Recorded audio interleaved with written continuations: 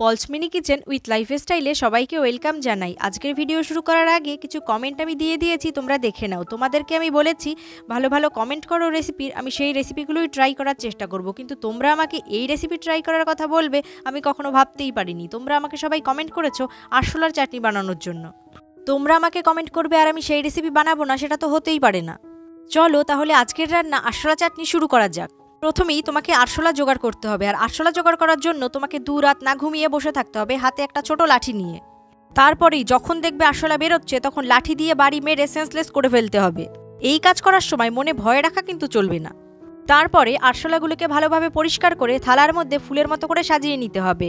তারপরে গ্যাসে কড়া বসিয়ে তাতে নুন হলুদ তেল দিয়ে ভালোভাবে কষে নিয়ে আরশোলাগুলোর অ্যান্টেনা বা ডান্টাগুলো ধরে কড়ার মধ্যে দিয়ে দিতে হবে। তোমাদের কথা মতোই কিন্তু আমি জীবনের ঝুঁকি নিয়ে আরশোলা চাটনি বানাচ্ছি। এবার কিন্তু আমার ভিডিওটি প্রচুর শেয়ার করে দিতেই হবে তোমাদের। এবার কিন্তু রান্না করতে করতে আরশোলা থেকে খুব বাজে একটা গন্ধ বেরোবে, আর সেটা সাবস্ক্রাইবারদের কথা চিন্তা করে তোমাকে শুকে নিতে হবে। চাটনির টেস্ট বাড়ানোর জন্য এখানে তেঁতুলের পেস্ট দিয়ে দিলাম, তারপরে পিজা পাস্তা সস দিয়ে দেবো, তারপর টমেটো সস দিয়ে দেবো। চাটনিতে এই ভালো ভালো জিনিসগুলো কিন্তু ব্যবহার করতেই হবে। পরবর্তী ভিডিও কি দেখতে চাইছো আমাকে কমেন্ট করে জানিও। এরকম ইউনিক রেসিপি দেখার জন্য সাবস্ক্রাইব করে দিও আমার চ্যানেলটি।